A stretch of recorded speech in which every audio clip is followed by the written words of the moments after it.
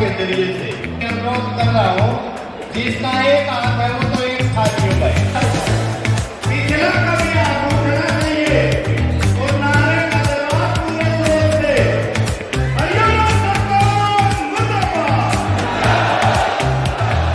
कर्मचारियों का संघर्ष जिंदाबाद, प्रत्येक कर्मचारी को पक्का करो, सीधी नहीं चलेगी।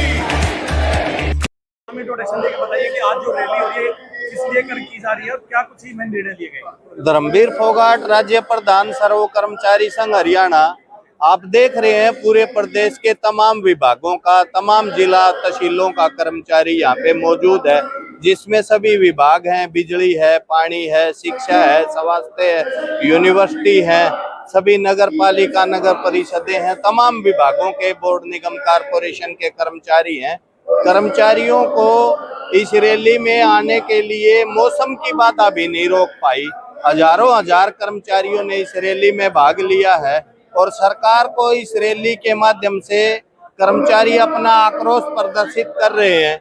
9 साल से ज्यादा इस सरकार को बैठे हुए हो गए, आज तक कर्मचारी की कोई सुनवाई नहीं हुई है, जिनमें मुख्य तौर पर रेगुलाइजेशन पॉलिसी बनाने की बात थी, पुरानी पेंशन बहाल करने का बहुत महत्वपूर्ण इश्यू था, कच्ची भर्तियां कर रहे हैं कौशल रोजगार निगम के जरिए से, हम चाहते हैं कि उसको भंग किया जाए, पक्की भर्तियां की जानी चाहिए। 2 लाख से ज्यादा पद खाली पड़े हैं विभागों में, जनसंख्या के अनुपात में विभागों का विस्तार होना चाहिए।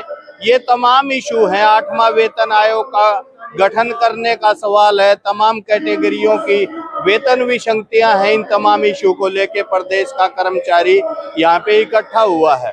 निश्चित तौर पे ये बड़ी रैली है और इसके अतिरिक्त जो हमारा रैली का मुख्य कार्यक्रम था, जिसमें हमने प्रदेश में दूसरे कर्मचारियों के संगठन है, डायरेक्टरेट सेक्रेटरिएट के हैं, हरियाणा कर्मचारी महासंघ है, पेंशन बहाली के लिए जो संघर्ष समिति बनी हुई है, वो तमाम लोग भी हमारी स्टेज पे हैं, किसानों के मजदूरों के संगठन भी है।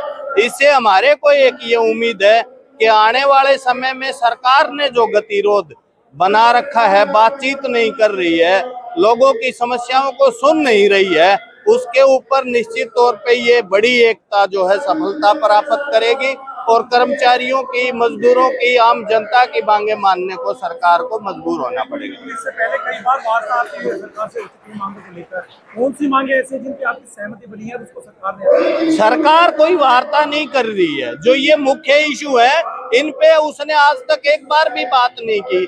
जो मुख्य संगठन है उनको वो बुलाना ही नहीं चाहती है, उसकी कोई इच्छा नहीं है कि शिक्षा है, स्वास्थ्य है, रोजगार है, बिजली पानी है, इनके ऊपर कोई बात हो।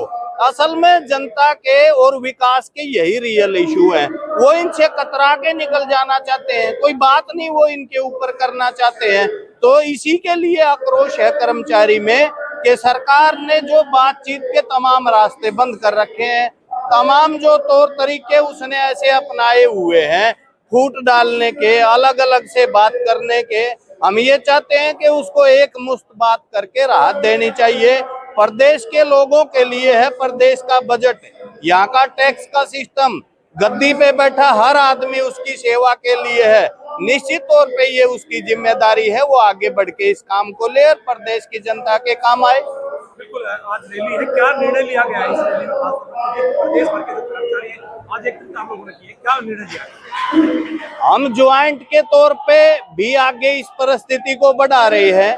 उसके लिए हमने ये तय किया है 9 तारीख को, ये जो 9 फरवरी होगी, हम जो है इकट्ठा बैठ के बात करेंगे।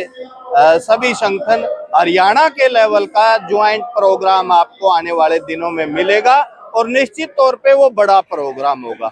दूसरा, प्रदेश के तमाम कर्मचारी और तमाम कर्मचारियों के संगठन इस बात पे एक मत हुए हैं कि 16 फरवरी की जो किसान संगठनों द्वारा, मजदूर संगठनों द्वारा, कर्मचारी संगठनों द्वारा जो हड़ताल की घोषणा की है, हम उसका हिस्सा बनेंगे और उसको हरियाणा में सफल करके दिखाएंगे।